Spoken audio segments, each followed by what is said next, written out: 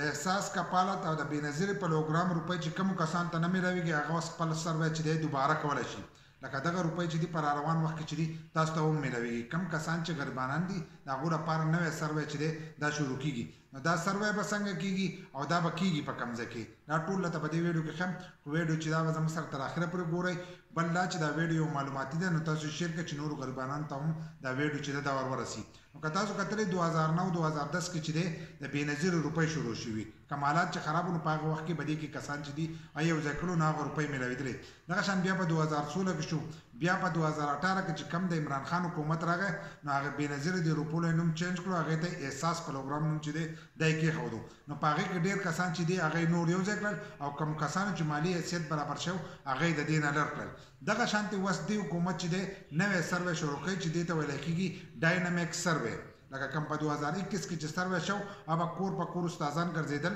او هغه سروی به یې کوو د هر کس مالي حیثیت چې دی هغه به ټول په دې دا کې چې دی کمپیوټر په دې ریکارډ کې چې دی به دې کې به یې خېجو لکه د کور مخې ته به ستاسو نه تپوس کوم چې ستاسو په کور کې فریج شته یا ټي وي شته داسې معلومات به یې کول نو هغه به کور په کور ګرځېدل اوس چې کوم سروی کېږي نو دا به په دفتر کې کېږي تاسو به د دې لپاره دفتر ته ځئ او هلته به ستاسو نه دا تپوسونه کوي نو کم کسان چې د دې لپاره اهل دي هغه به دا سروی نه کوي کم کسان چې اهل دي که تاسو خپل سروی وکړو او هلته کې ستاسو مالي حیثیت بیا برابر شو نو کېدی چې تاسو د دې نه کټ کړي او په دې سروی کې چې دی کېدی ډېر کسان ته نور هم کټ کړي د دې نه او نوي کسان چې دي هغه دې ته ور وخېږي نو که تاسو خپل سروی کوئ نو په هر تحصیل کې چې دی د بېنظیرې یا د احساس پروګرام کم دفتر چې ورته تاسو وایي نو دا په هر تحصیل کې موجود دی هلته کې تاسو دا خپل سروی چې دی دا کولی شئ دا د ملک 155 کمې ضلعې چې دي په هغه ټولو کې به دا سروی کېږي نو کومو کسانو ته چې نااهل لګي یا د کومو کسانو دغه چې بلاک دي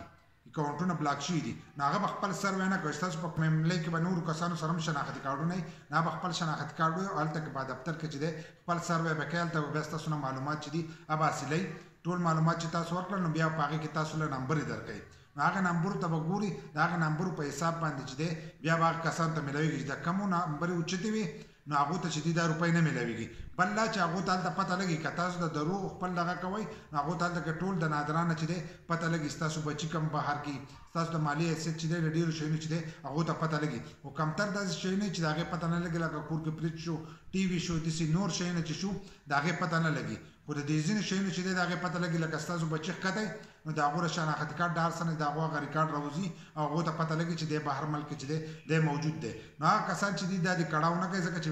بیا به په دفتر کې ډېر زیات راشي ځکه چې دا سروی چې دی دا په دفتر کې کېږي لکه کم د بېنظیرې دفتر چې دی دا په هغې دفتر کې کېږي نو که تاسو داسې مالي حیثیت برابر نو تاسو دا هغه مه کوئ چې تاسو هلته لاړ شئ ځکه چې بیا هلته کې د نورو غریبانو ته د دې تکلیف او د هغو په سروی کې چې دی مشکلات هغو ته راځي نو په دې میاشت کې انشاءالله چې دا به شروع کېږي ځکه چې هغو ویلو چې په دې میاشت کې چې دی دا به موږ شروع کوو نو که کم کسان د دې لپاره اهل نه نو هغه تللی شي هلته کې او هلته خپل دوباره سروی کولی شي نو که ویډیو مو خوښه شي نو یو لایک شیر کمنټ چې دی دې ویډیو له لازم ورکړه داسې نور ویډیوګانو لپاره زموږ د فیسبوک پیج هم د ځان سره فالو کړئ او یوټیوب چینل چې دی هغه هم د ځان سره سبسکرایب کړئ